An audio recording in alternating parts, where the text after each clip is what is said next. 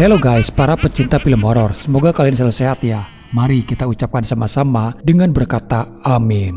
Untuk di video kali ini, Mimin akan menceritakan film horor dari Indonesia. Selain KKN di Desa Penari, film ini juga menjadi jajaran film horor Indonesia terbaik di tahun 2021. Melanjutkan kesuksesan di film Makmum sebelumnya yang mendapatkan berbagai penghargaan. Dan di sequel kali ini, film Makmum 2 akan dipertaruhkan kembali. Apakah film ini akan memuaskan para pecinta film Indonesia, khususnya pecinta film horor? Oke guys, kita langsung saja ke cerita filmnya. Kehilangan orang yang disayang pasti amat berat. Tapi kalau kita tidak mengakui perasaan Di sebuah asrama putri, di keheningan malam yang sunyi, Rini tiba-tiba merindukan suaminya yang sudah meninggal 3 tahun yang lalu. Di malam itu, Rini merasakan suasana hatinya gundah gulana. Sebagai seorang muslim yang taat, Rini yang akan menunaikan kewajibannya. Namun kala itu, handphonenya yang terus saja berbunyi. Akhirnya dia pun mencoba untuk mengangkat telepon tersebut.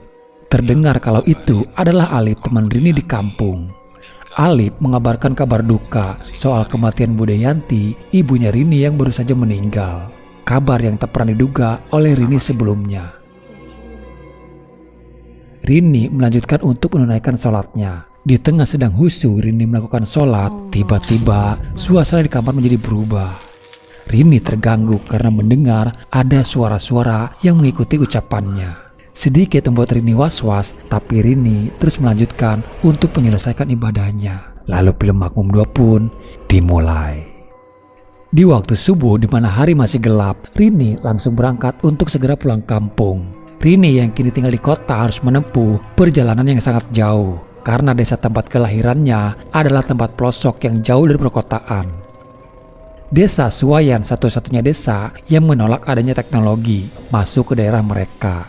Bisa dikatakan desa Suwayan adalah desa paling tertinggal dan terisolir. Semua kehidupannya masih menjalani cara-cara tradisional terdahulu. Mereka juga selalu menolak jika ada bantuan dari luar atau dari pemerintahan yang menawarkan kepada warga di sana untuk memasakkan listrik di desa mereka. Sebenarnya warga di sana tidak menolak jika di tempat mereka akan dipasangkan listrik. Namun warga di sana hanya mengikuti arahan dari tetua desa saja yang sekaligus seorang ustadz. Jawaban kami, Dek.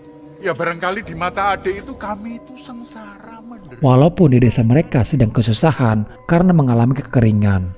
Tapi tetua tidak mau jika nantinya warga malah terlena dengan adanya listrik ataupun adanya teknologi. Tak lama kemudian, Rini bersama putranya Hafiz datang. Di hari itu juga, jasad ibunya Rini langsung dimakamkan.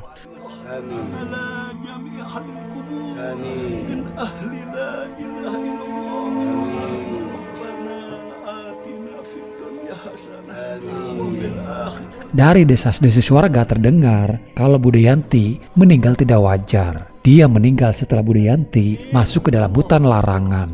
Dan konon arwahnya dibawa oleh Nyai Lawe, penghuni hutan tersebut. Setelah selesai, Alip menghampiri Rini, menanyakan kabar mereka yang sudah lama tidak jumpa. Di desa itu sedang dibangun sebuah masjid baru yang bertepatan dengan pohon besar persis ada di sebelahnya. Namun kala itu Rini melihat Hafiz berjalan ke arah pohon besar. Rini pun segera menghampiri Hafiz untuk melarang dia mendekati pohon itu, apalagi untuk masuk ke hutan tersebut. Pohon besar itu menjadi batas antara warga desa dengan hutan larangan. Sudah menjadi pantangan untuk warga di sana masuk ke hutan larangan.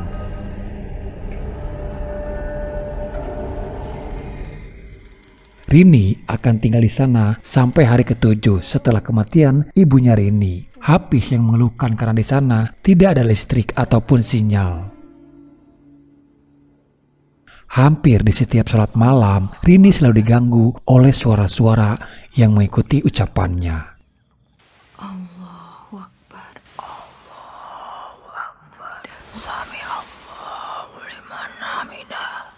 Terlihat ada sosok yang menjadi makmum di belakangnya.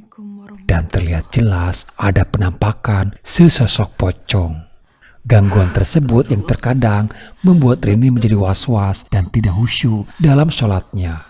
Seperti yang kita tahu guys, jin kanzab adalah jin pengganggu kepada orang yang sedang melakukan sholat. Namun tak berhenti sampai di situ saja. Kini terdengar ada suara yang memanggil namanya.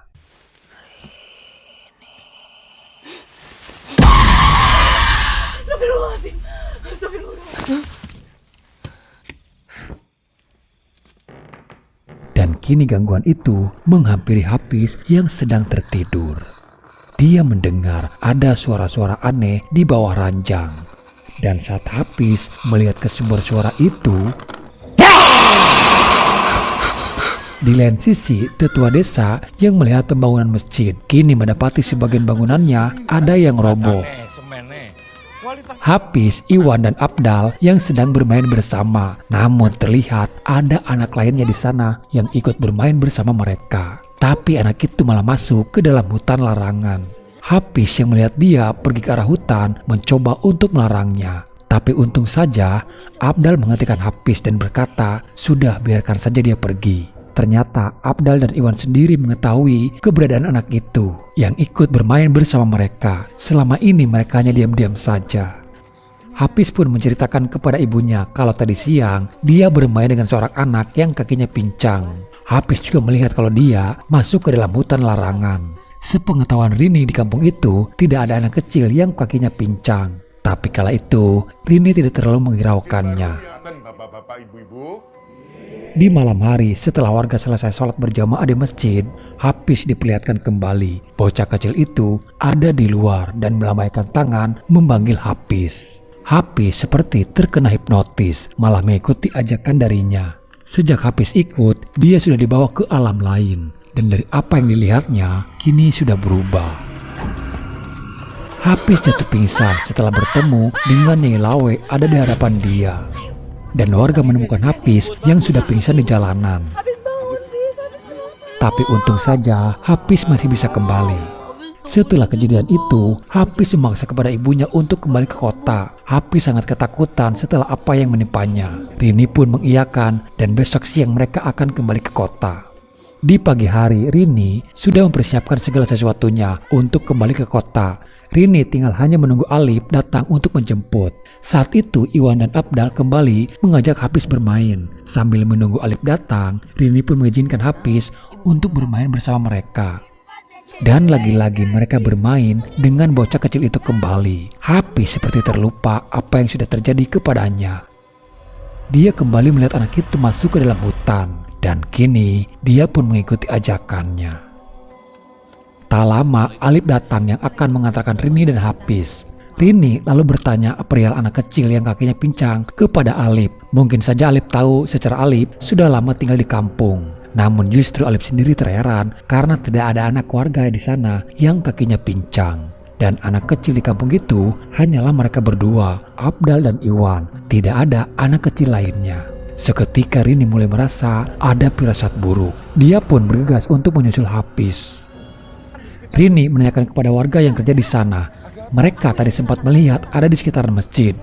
Rini yakin kalau Hafiz masuk ke dalam hutan larangan. Dia pun nekat dan masuk ke dalam hutan. Aisyah dan Lastri pun ikut mencari karena anak-anak mereka pun tidak ada.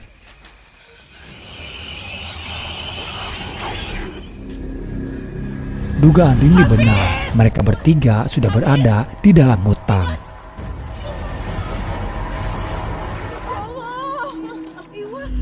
Namun kini ketiga anak itu kesurupan oleh Dedemit, penghuni hutan larangan. Tapi tetua desa tidak percaya jika ketiga anak itu kesurupan oleh Dedemit, penghuni hantu larangan. Itu hanyalah cerita dongeng orang-orang saja. Rini memilih untuk membawa Hafiz pulang dari pengobatan yang dilakukan oleh Pak Ajis. Semenjak kejadian Hafiz, Abdal dan Iwan masuk ke dalam hutan, gangguan itu semakin nyata. Aisyah pun kini tak lepas dari gangguan dalam sholatnya. Begitupun itu terjadi kepada Lastri sekarang. Dan lebih menakutkan lagi, gangguan Dedemit lebih sering menghampiri Rini sekarang. Hafiz yang tiba-tiba sudah menghilang. Dia melihat Hafiz sudah berada di dalam sumur. Tapi itu hanyalah halusinasi Rini saja. Hafiz tidak benar-benar ada di sana. Di keesokan hari, Rini mulai mencari tahu penyebab kejadian yang menimpa kepada anak-anak mereka. Rini menemui Aisyah, menanyakan soal anak pincang kepadanya. Apakah Abdal pernah bercerita kalau dia pernah bertemu dengan anak yang pincang? Aisyah pernah mendengar Abdal menceritakan soal anak yang pincang itu, tapi Aisyah sendiri tidak menghiraukannya. Menurut Aisyah, Abdal hanya mengarang saja bertemu dengan anak tersebut. Namun justru di sini Rini percaya keberadaan anak pincang itu.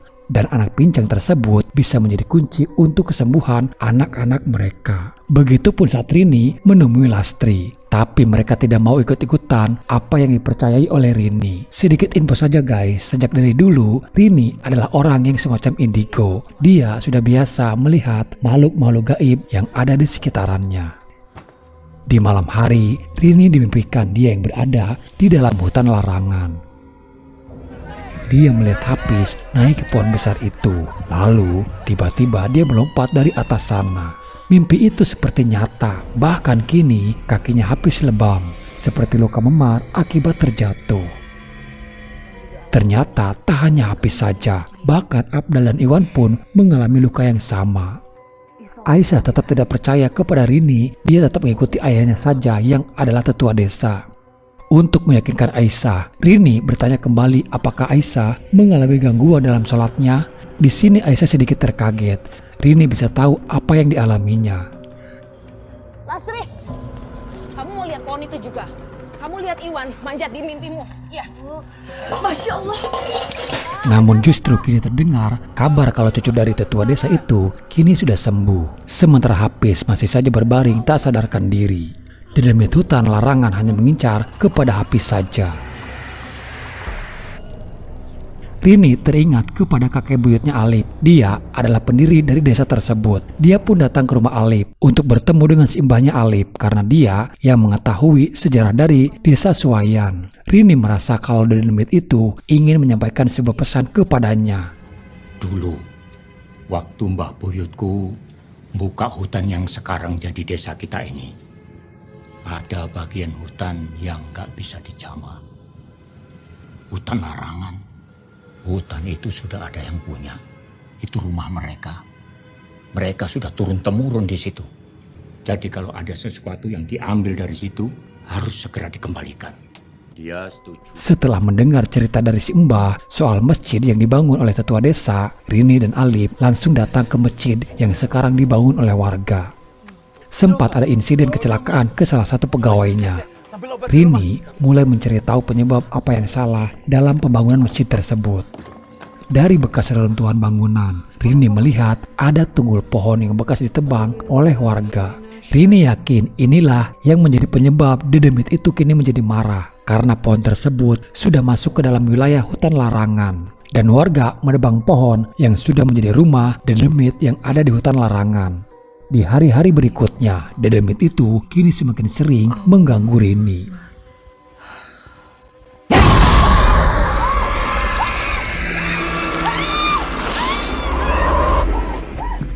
Bahkan kondisi Hafiz kini sudah semakin parah saja. Hafiz yang tiba-tiba saja berada di luar, dia seperti tak sadarkan diri dan kembali masuk ke dalam hutan larangan. Di sini Rini diperlihatkan penampakan dari sesosok Nyai Lawe.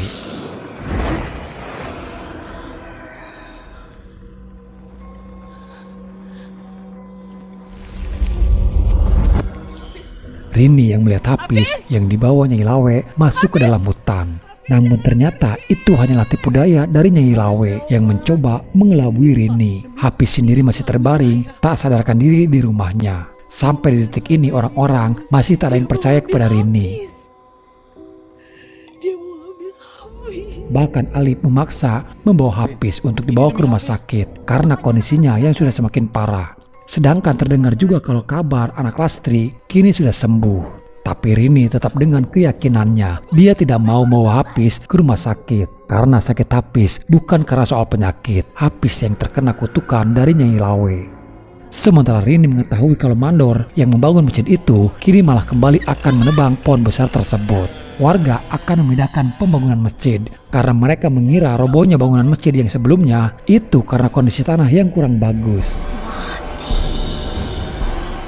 Tapi si mandor ataupun tetua desa tidak mempercayai yang dikatakan oleh Rini soal keberadaan dedemit yang tinggal di pohon tersebut. Mereka terus melakukan proses penebangan pohon itu. Dan di saat itu juga Rini seperti kerasukan oleh Nyai Lawe. Mati gue urusan Tuhan, bukan urusan pohon.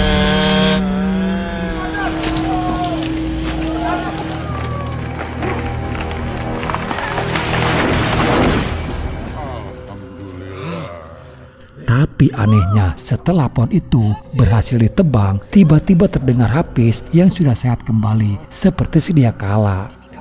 Lastri dan Alip yang melihat itu pun merasa ada yang janggal kepada Rini dan Hafiz. Bahkan Alip yang mencoba memanggil pun diabaikannya. Di sini Nyai Lawe mulai beraksi, guys. Dia menyerupai Rini dan membawa Hafiz. Kala itu Hafiz tak sadar kalau itu bukanlah ibunya. Di sana dia menemui si mandor itu yang tadi sudah menebang pohon tersebut. Dan si mandor melihat Rini senyum-senyum kepadanya. Tentu saja membuat dia terguncang oleh senyuman Rini yang menggoda. Nyai Lawe membawa Hafiz bersama si mandor masuk ke dalam hutan. Sementara di rumah, Rini datang namun terlihat aneh. Dia yang hanya diam saja saat ditanya oleh Aisyah. Pada malam itu adalah malam ke-7 atas wafat Budayanti, ibunya Rini. Banyak orang-orang berkumpul untuk melakukan tahlilan. Rini yang asli dibuat tak sadarkan diri. Sementara Nyai Lawe menyerupai Rini kini berada di dalam hutan bersama Hafiz dan si mandor itu. Hafiz yang hanya bisa terdiam melihat keanehan yang terjadi kepada ibunya. Si mandor yang sudah bernafsu tak sadar bahaya sudah mendekatinya. Dan saat dia mulai mencium tangan Rini, tiba-tiba tangannya kini sudah berubah. Si mandor hanya bisa pasrah menerima nasibnya dibelai Nyai Lawe.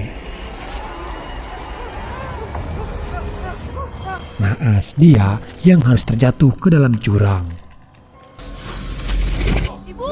Tak lama kemudian, Rini tersadar kembali karena mendengar panggilan Hafiz. Dia mulai panik karena dia tidak tahu apa yang terjadi.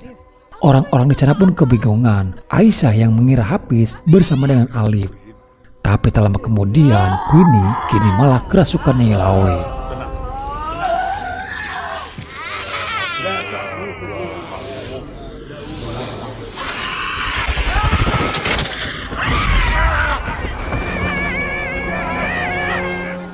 Namun untung saja Alif datang mencari Hafiz ke hutan itu. Nyai Lawe masuk ke dalam hutan bersama tubuhnya Rini. Sementara di lain sisi, keadaan sudah mulai genting. Kakeknya Alif tahu Nyai Lawe tidak akan pernah berhenti sebelum apa yang sudah diambil warga dari hutan tersebut dikembalikan lagi. Dia membawa bibit pohon untuk kembali ditanam di hutan larangan. Rini yang sudah sepenuhnya dirasuki oleh Nyai Lawe kini semakin mengganas menyerang anak-anak itu kembali. Warga pun sudah tidak bisa lagi membendung amarah Nyai Lawe.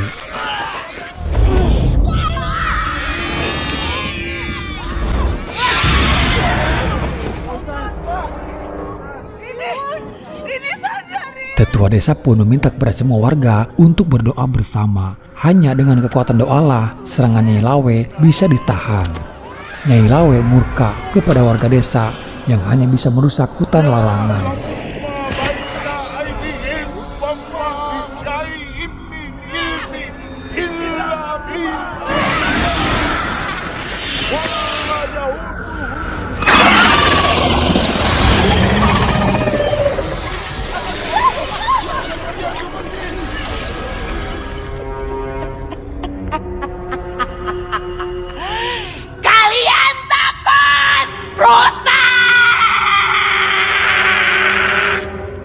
Alif yang terpisah karena dia dibawa oleh Demit yang menyerupai Pak Ajis. Tapi untung saja kakeknya itu datang, meminta kepada Alif untuk segera menanam kembali pepohonan itu.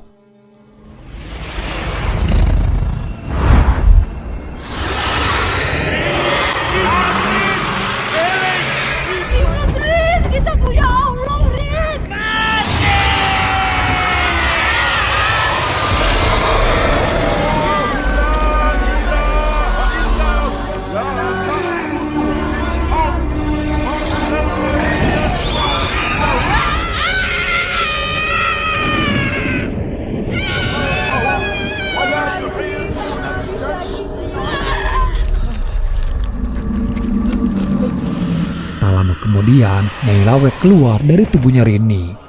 Kini Nyai Lawe menunjukkan kepada wujud aslinya.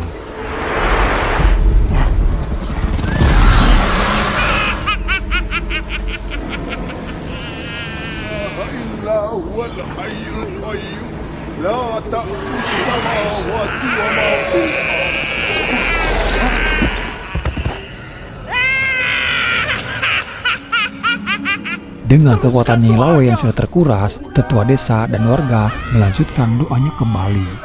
Sementara Ali bersama kakeknya yang menanamkan kembali pepohonan itu, mengembalikan pohon yang sudah diambil oleh warga desa. Jangan ganggu kami lagi.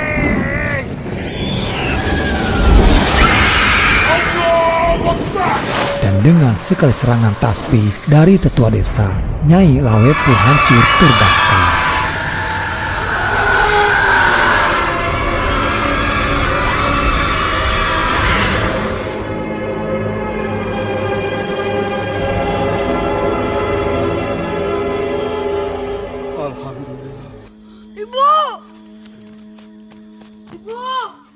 Warga desa menyebut tempat ini sebagai hutan larangan bukan tanpa alasan.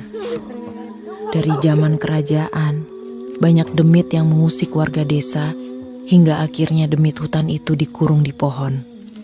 Ketika warga mengusik hutan, demit itu sering mengganggu ketika aku sholat untuk memberi pesan. Karena terkadang aku tidak khusyuk. Kita harus percaya bahwa kita hidup berdampingan dengan makhluk dari dimensi lain. Saling menghormati, saling jaga. Bertakwa. Dialah yang menjadikan bumi sebagai hamparan bagimu dan langit sebagai atap. Dan dia menurunkan air hujan dari langit. Lalu dia menghasilkan dengan hujan itu segala buah-buahan sebagai rizki untukmu. Karena itu, janganlah kamu mengadakan sekutu-sekutu. Setelah kejadian di malam yang mengerikan itu, Rini bersama Hafiz akhirnya kembali ke kota dan diantar oleh Alif. Dan di hari itu hujan pun turun, yang sudah hampir sekian lama desa Suwayan tak pernah diguyur hujan. Seakan-akan desa Suwayan terlepas dari kutukan para dedemit yang tinggal di hutan larangan. Dan di akhir film, di saat mereka berteduh, Rini teringat kepada salah satu sahabatnya yang bernama Ningsih. Lalu film diakhiri, ada sosok wanita berbaju putih menggunakan payung melihat ke arah mereka. Oke guys, jadi itulah alur cerita filmnya. Menurut Mimin pribadi, sebenarnya jalan ceritanya yang klasik. Cerita sebuah mitos yang didramatisir lebih mendalam sehingga penonton merasa melihat film horor dengan sebuah cerita yang segar. Satu yang Mimin suka dari film ini adalah filmnya tidak terlalu gelap. Jadi masih ada ambience dan dari sisi backgroundnya masih bisa terlihat banyak pesan moral yang bisa kita ambil dari film ini. Tapi satu yang Mimin akan coba angkat yaitu sayangi dan jagalah hutan. Jangan menjadi rakus dan tamak terhadap alam. Walau bagaimanapun hutan adalah paru-paru bumi, bagian terpenting dari bumi yang kita pijak. Film ini mendapatkan penghargaan rekor muri guys, karena mendapatkan penonton terbanyak dari Malaysia. Oke guys, semoga kalian suka dan terhibur ya. Sampai jumpa di video selanjutnya. Salam dari saya dan wassalamualaikum warahmatullahi wabarakatuh.